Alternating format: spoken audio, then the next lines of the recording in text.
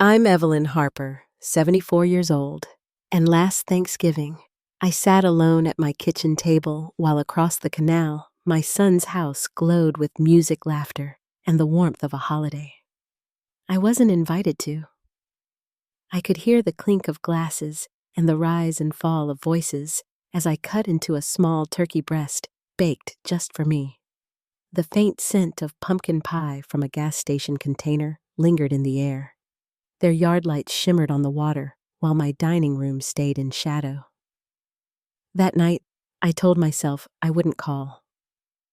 I wouldn't ask why, and I wouldn't beg to be remembered. Before I go any further, let me know where you're listening from in the comments. And if you've ever had to stand quietly in the face of being left out, tap that like and subscribe button. I grew up in a modest fishing town on Florida's Gulf Coast, the youngest of 4 children in a house where work started before sunrise and ended only when every chore was done. My father taught me the tides before I learned my times tables, and my mother believed a well-set table was as much about respect as it was about food. Those lessons stayed with me when I took a job at the local marina fresh out of high school, working my way up to operations manager over the decades.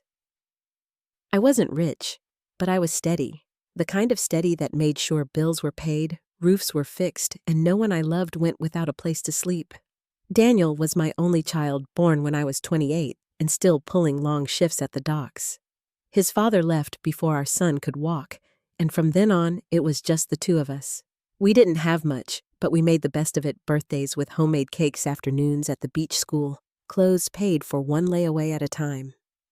I thought those years had built something unshakable between us, a foundation of trust and gratitude. When Daniel married Monica, I welcomed her with open arms. They were young, struggling, and still trying to find their footing. A few years later, when he lost his job at a bank and Monica's salon income barely covered groceries, I stepped in again. I put a down payment on a small house across town, kept the deed in my name to protect it from Daniel's unsettled finances, and told them they could live there rent-free while they rebuilt. For years, I paid the property taxes without asking for a cent, believing that my help was part of the invisible thread that held family together. But over time, invitations to dinners slowed. Birthdays were spent without me. Holidays came and went, with vague excuses about busy schedules and the kids' activities. I told myself they'd circle back, that they were just caught up in the blur of raising a family. I never pressed, never pried, just kept showing up in small ways. A bag of groceries dropped off, a check for the water bill slipped under the door. That's why last Thanksgiving felt different. It wasn't just that I wasn't there. It was the way the lights across the canal seemed to shine without casting a single glow in my direction. The way laughter carried over the water, like I'd become a stranger in my own son's story. And I didn't know it then, but within days, something would arrive in my inbox that would make the silence across that water feel almost kind. The following Monday started quietly. I was pouring my first cup of coffee when the soft chime of my phone broke the stillness. The screen lit with Daniel's name in my email inbox, not my caller ID. It had been months since he reached out directly, and when he did, it usually meant something needed fixing. I set the cup down and opened the message. The subject line read, "Home maintenance costs." The note began politely enough, but the words felt clipped. He hoped I was doing well, mentioned they had meant to connect sooner, but the holiday rush got away from them.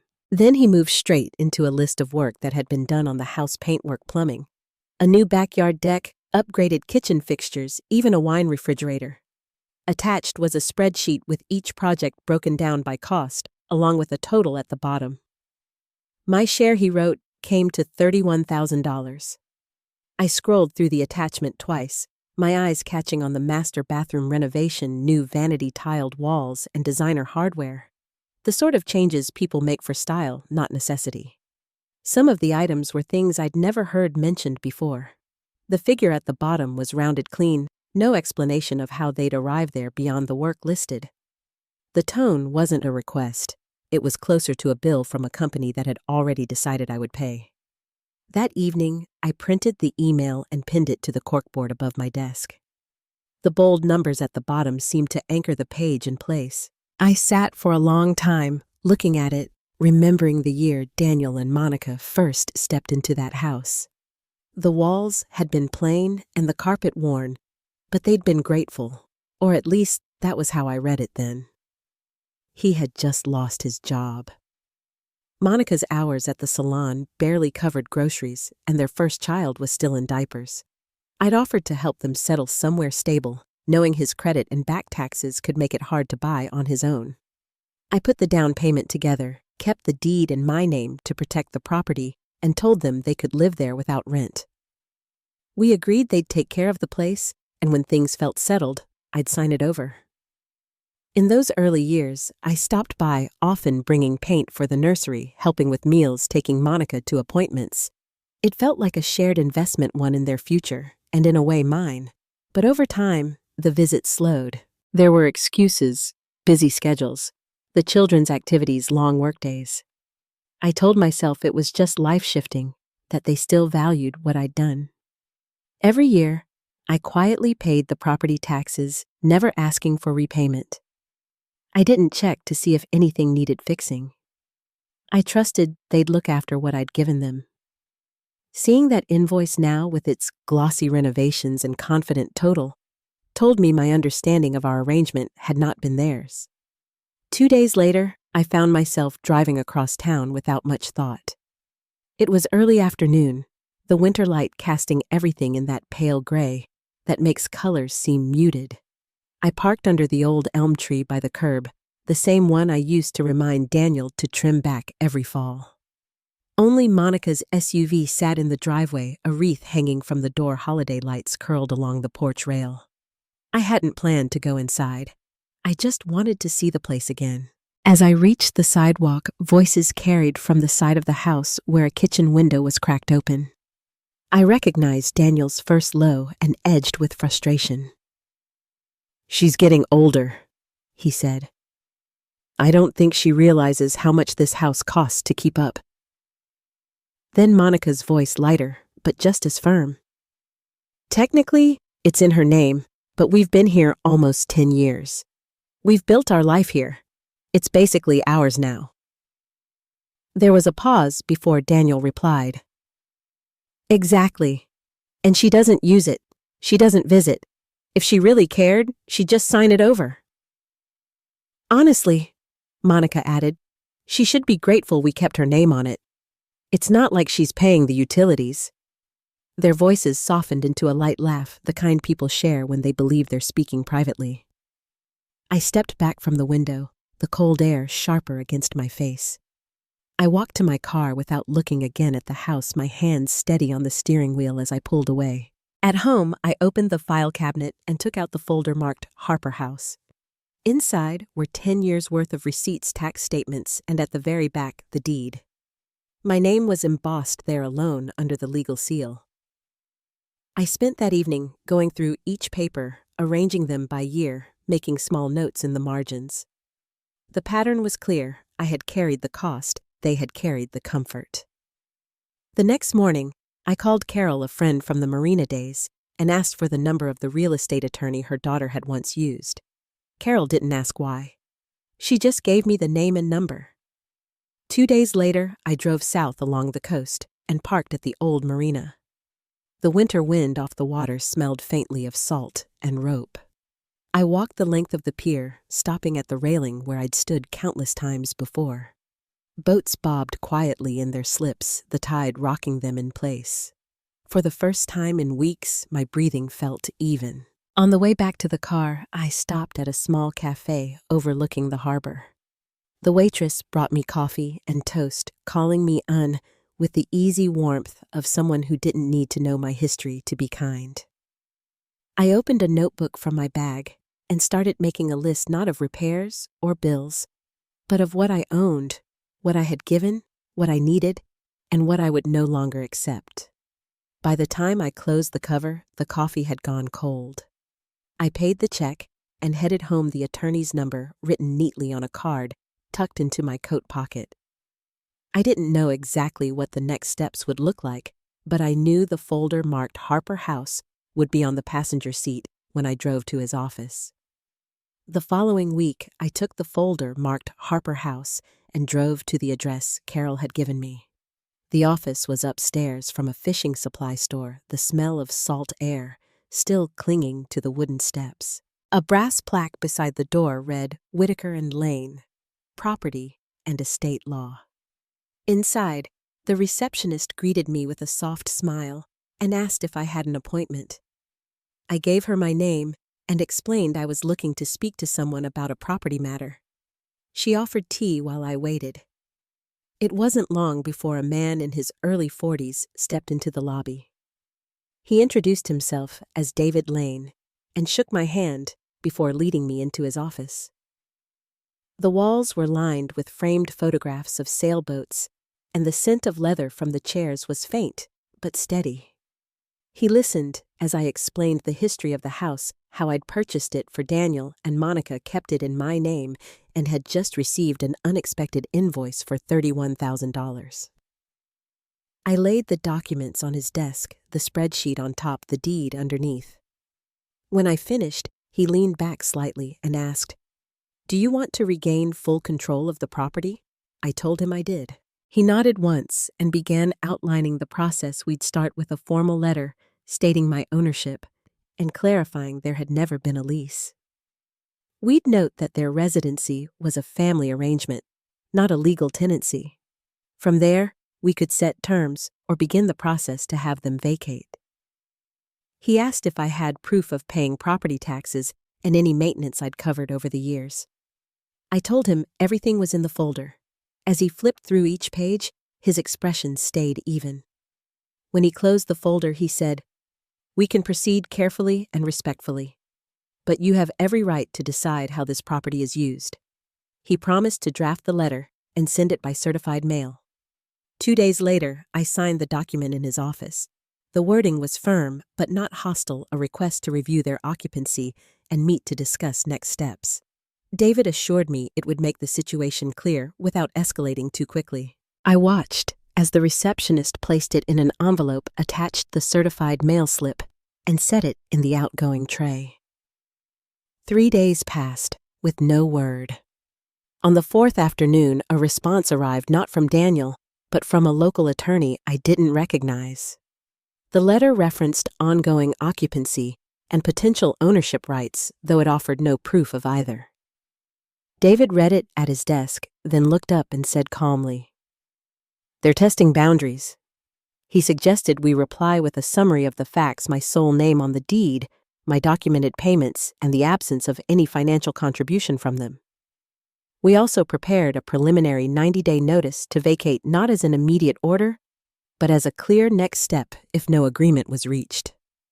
I signed it with a steady hand, the pen pressing firmly into the paper. As I left the office, the winter sun was already sinking low, its light stretching across the water in narrow bands. 2 mornings later, a knock came at my door.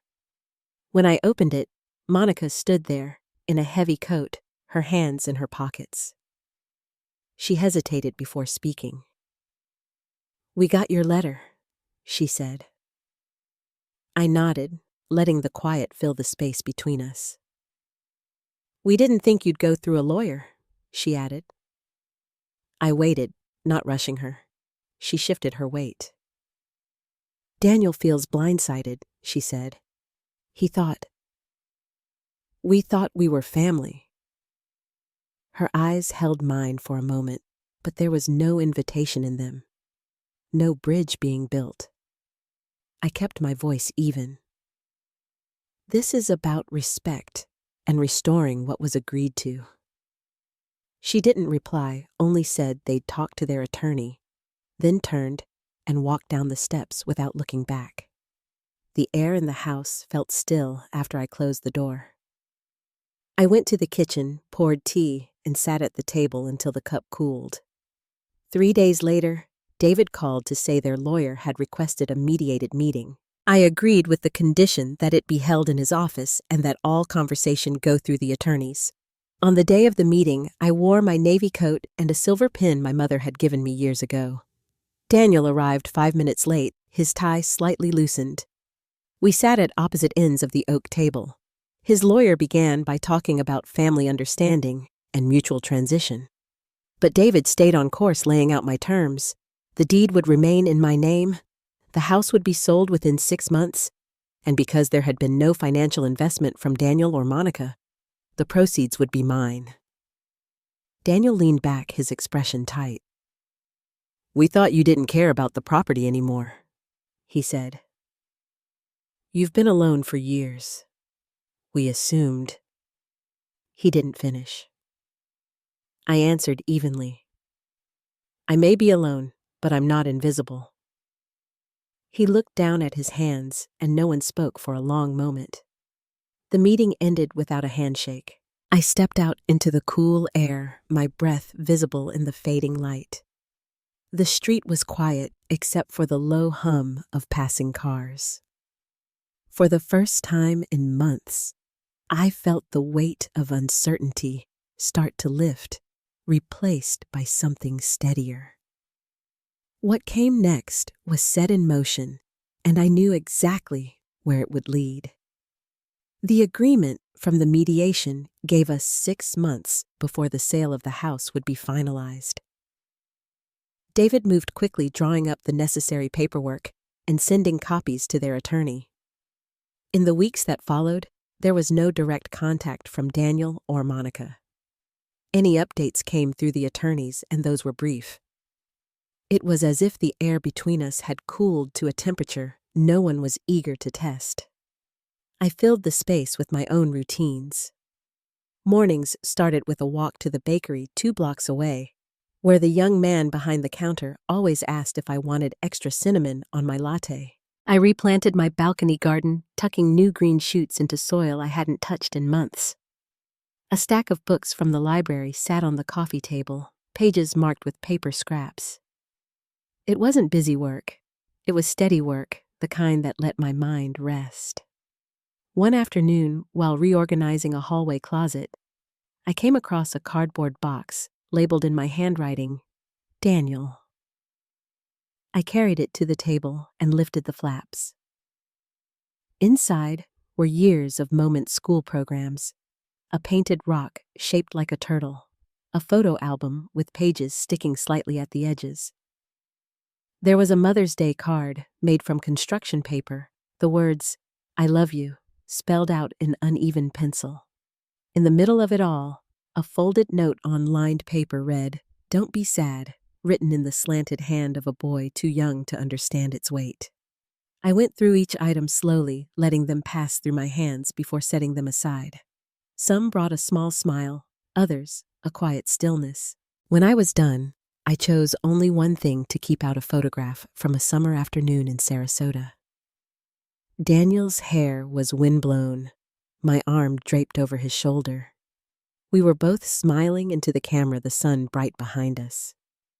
I placed it in a frame on my nightstand.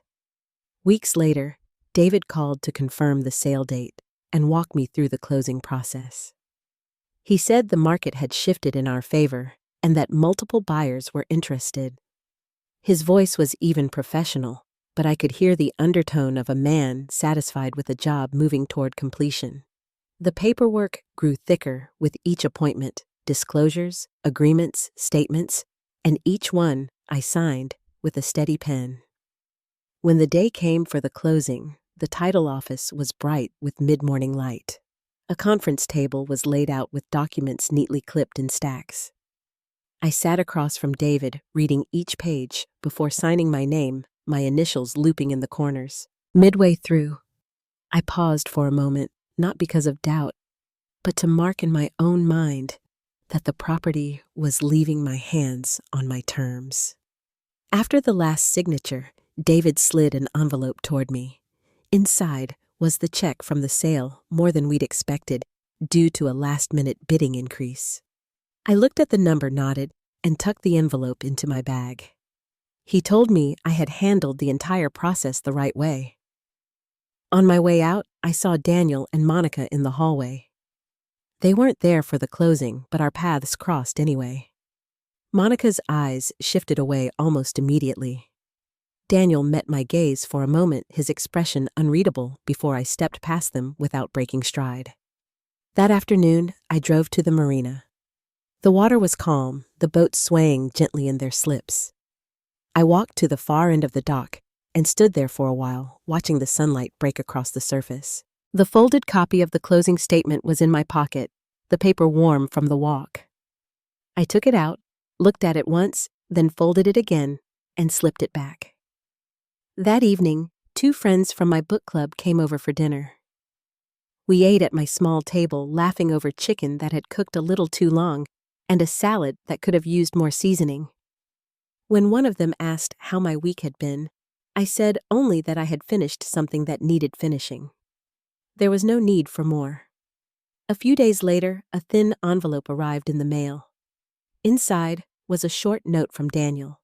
He wrote that they were looking for a smaller place, that Monica had picked up extra shifts, and at the end, 6 words I didn't think you'd go through. I read the line twice, then folded the letter and placed it in the back of a drawer. The house was gone, but the choice had been mine, and that was what stayed with me. The weeks after the closing passed quietly. There were no phone calls from Daniel, no letters from Monica, and no updates beyond what David had already handled. It felt as though a door had closed on its own and stayed shut. My days began to take on a steady rhythm.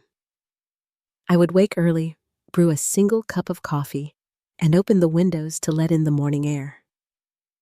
Some days, I walked to the small park nearby and sat on a bench by the lake watching the geese drift across the water. One Saturday, while sorting through the mail, I noticed an envelope with no return address. Inside was a postcard showing a small lake surrounded by cypress trees. On the back was just one word, Daniel. I studied it for a moment before placing it in the same drawer where I'd kept his letter after the sale. I didn't respond. It wasn't out of anger. I simply had nothing to add. Life continued in small, measured ways. I signed up for a memoir writing workshop at the Senior Learning Center a few blocks from my apartment. On the first day, I sat at a long table with half a dozen others, most of them women around my age, their notebooks open and pens ready. The instructor, a retired radio journalist named Margaret, asked us to share a short story about a moment that had stayed with us. When it was my turn, I spoke about the marina, the way the air smelled after a storm. The sound of ropes knocking against masts, the calm that came when the tide settled. I didn't mention Daniel or the house. It wasn't the time for that. Margaret nodded as I finished jotting something in her notes before moving on. The workshop met twice a week, and I began looking forward to it. We shared stories over coffee, sometimes laughing, sometimes pausing in silence when a memory landed heavier than expected. There was a comfort in the room. No one tried to fix anyone else's story, only to listen. One afternoon after class, Margaret approached me as I was packing up. "You have a way of speaking that makes people lean in," she said. "Have you ever thought about recording your stories for others to hear?" I told her I hadn't. She smiled and suggested I think about it. That evening, I sat at my kitchen table with a clean sheet of paper. I wrote the first few lines of something new. Not about property disputes or legal letters, but about a woman standing on a pier, feeling the wind tug at her coat. I didn't know where the piece would go, only that it felt right to start it. Spring came slowly, bringing softer air and pale green leaves along the sidewalk outside my building. I kept to my routines, tending my balcony plants and walking to the bakery for coffee. A few neighbors had started waving in the mornings, their greetings easy and unhurried. These small exchanges filled the quiet in a way I hadn't expected. In early April, another postcard arrived. This one showed red rock cliffs under a dusky sky. On the back were 5 words, "Hope you're doing well, Daniel." I read it once, then set it in the drawer with the others. I didn't answer. Whatever he meant by sending them, I wasn't going to guess. By then, the workshop had begun preparing pieces for a small community radio program. Margaret asked if I'd like to contribute. I agreed, choosing the piece about my first time at sea with my father when I was 9. I recorded it in a quiet room at the center, speaking slowly into the microphone while Margaret signaled from the other side of the glass. When the program aired, I sat in my living room with the lights off, listening to my voice come through the radio.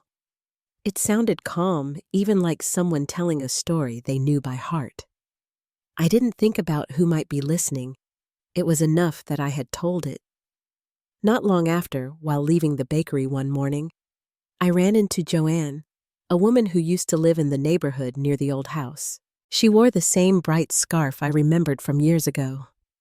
We exchanged pleasantries before she mentioned she'd seen Daniel and Monica recently. They were renting a duplex across town, she said, and seemed to be keeping a low profile. Her tone was light, but there was a pause, as if she expected me to ask more. I didn't. I told her I liked her scarf and wished her a good day. That evening, I thought about how different things felt now. There had been a time when hearing about Daniel secondhand would have unsettled me, but the distance had settled into something steady. Not absence, but space. I still kept the framed photo of us on my nightstand, the one from Sarasota.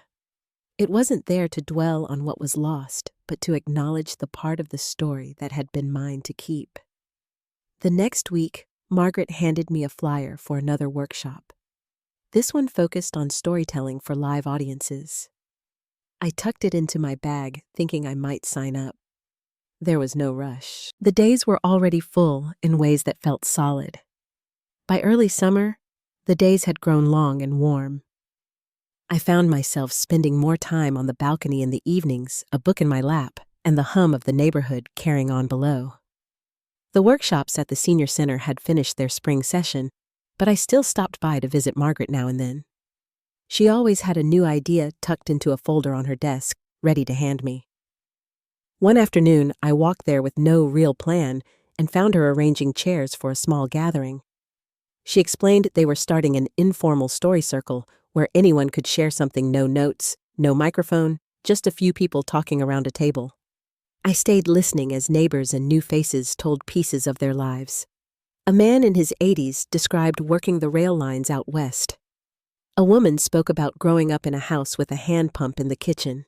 When it came to me, I spoke about the first boat I'd ever taken out on my own, the water calm enough to reflect every cloud. It was the first time in months I had spoken to a group without thinking of Daniel. My voice didn't catch. There was no tug toward the past. When the circle ended, Margaret handed me a small notebook. "For your next story," she said. I tucked it into my bag and walked home under the fading light. The following week, the bakery owner mentioned he'd seen my segment on the community radio site. He asked if I planned to do more. I told him I might, though I hadn't decided. His casual question stayed with me that evening as I sat at the kitchen table, flipping open Margaret's notebook. I wrote for nearly an hour, not pausing to edit, just letting the words find their place. One morning in late June, I received another envelope without a return address. This time, inside was no postcard, only a folded sheet of paper. Daniel's handwriting filled one side. He wrote that they were settling into their duplex and that the children were adjusting. He mentioned Monica had taken on extra clients and that he was looking at a new job. At the end, he added, "I hope you're well." I read it twice, then slid it into the same drawer as the others. The next day, while walking through the park, I saw Joanne again. She was seated on a bench, her bright scarf looped loosely around her neck despite the heat. She waved me over and offered me part of the sandwich she was eating. We sat for a while talking about the farmers' market and the summer festival the town was planning. She didn't bring up Daniel, and I didn't either. By July, I had signed up for the new storytelling workshop Margaret had mentioned. This one focused on shaping personal experiences into narratives for small audiences. We practiced in pairs, swapping feedback and suggestions. I found that I liked hearing how others remembered moments, the tiny details that would have slipped past anyone else. My own stories began to take on sharper edges, not in anger, but in clarity. One afternoon, after class, I stayed behind to help stack chairs. Margaret told me she thought I had found my rhythm. "It's not just in your writing," she said. "It's in how you carry the story." I didn't answer right away, but I felt the truth of it. That weekend, I invited 2 neighbors over for coffee on the balcony. We sat until dusk, the air soft and warm, trading small pieces of our lives. I didn't speak about Daniel or the house. There was no need. The conversation was enough. The summer moved forward without interruption. The postcards stopped coming, and there were no more letters. If there was news about Daniel, it didn't reach me. My days stayed steady walks in the park, time at the bakery evenings with a book or my notebook. There was a comfort in knowing the space I had made was holding. One evening, as the sky shifted from gold to deep blue, I sat with the notebook on my lap, a fresh page open.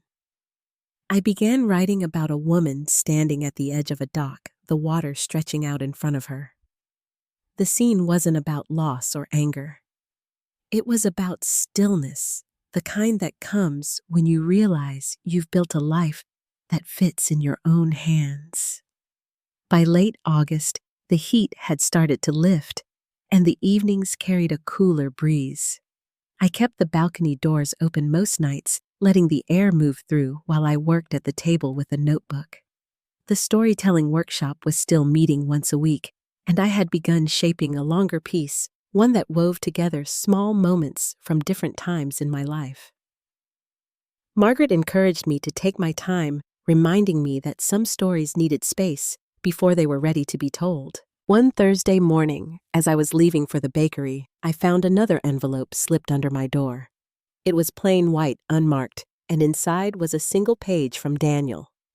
The handwriting was tighter than usual, the sentences short. He wrote that they were managing, that the children had started school, and that Monica had picked up weekend shifts. Near the bottom, he added, "We're figuring things out." There was no question, no request, just that. I folded it and placed it with the others, the drawer closing softly. That same afternoon, I stopped by the park and saw Joanne sitting under the big elm. She had a paper bag from the farmer's market beside her and offered me a ripe peach. We talked about the early signs of fall, the way the light shifted, the first leaves beginning to turn. She mentioned she hadn't seen Daniel or Monica in a while, then changed the subject to the new bakery stall that had opened at the market. I let the conversation move on, grateful for the ease of it. The following week at the workshop, Margaret asked each of us to bring in something tangible from our lives to inspire a story.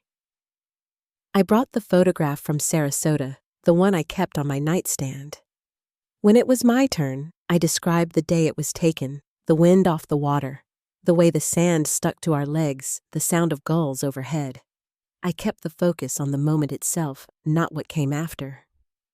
When I finished, there was a quiet nod from Margaret before she called on the next person. As September settled in, I began walking longer routes through the neighborhood, noticing houses I'd never paid attention to before.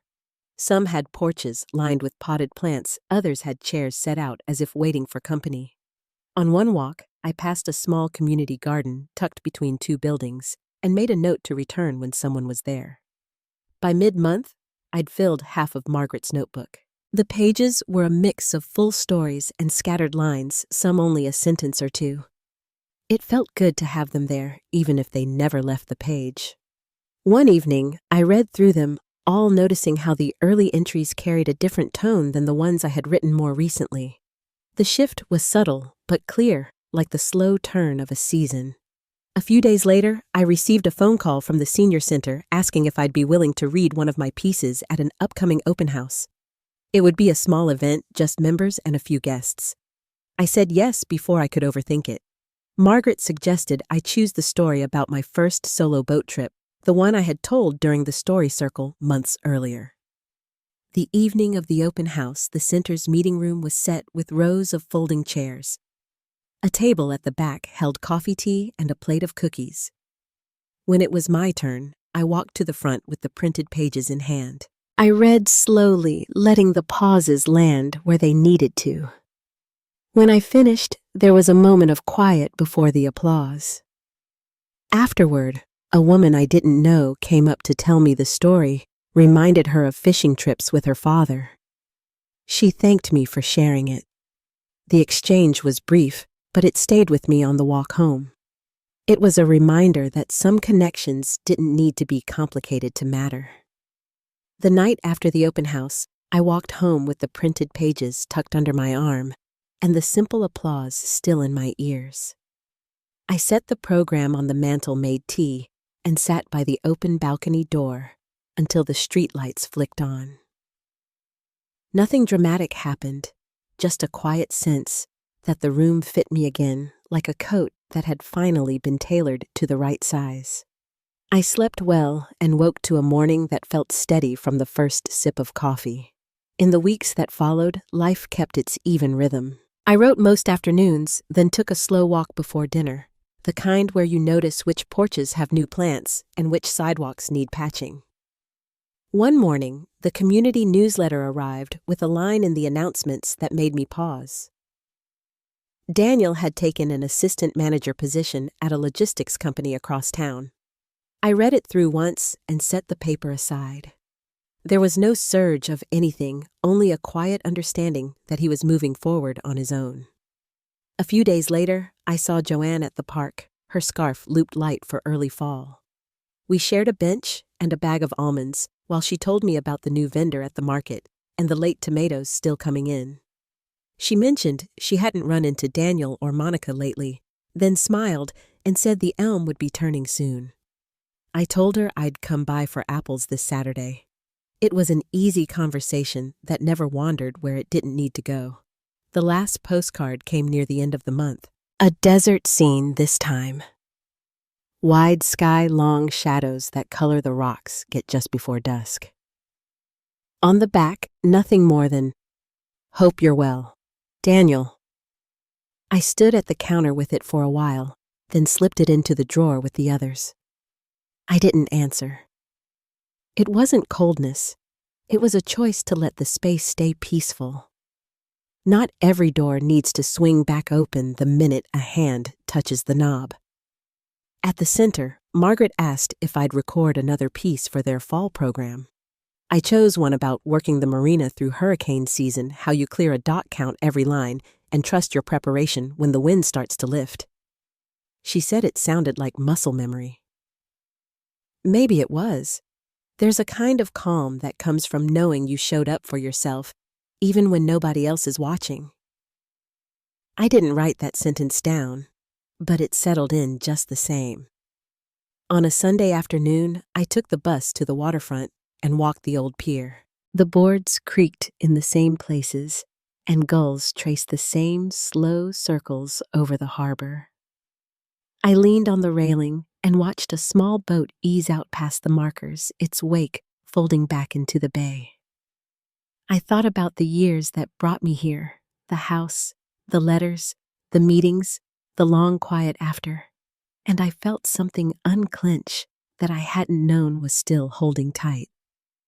Justice for me didn't look like anyone saying you were right. It looked like a life that matched the shape of my own hands. If there's a lesson I can offer from this long, careful season, it's that dignity isn't loud. It's a boundary drawn once and kept. It's paying attention to the small ways peace arrives, a clean countertop at dusk, a neighbor's wave, a story told without flinching. Kindness is still the rule in my house, but it starts here now and moves outward only as far as it can go without costing me my steadiness. I wish Daniel well. I wish the children ease, and I wish for myself exactly what I finally learned, to choose a life paced by my own breath. Thank you for staying with me through this. If any part of it met you where you needed it, I'd love to hear your story too. Share a thought, tell a small truth, or simply sit with it, and if this kind of quiet justice speaks to you, you're welcome to stay for the next one.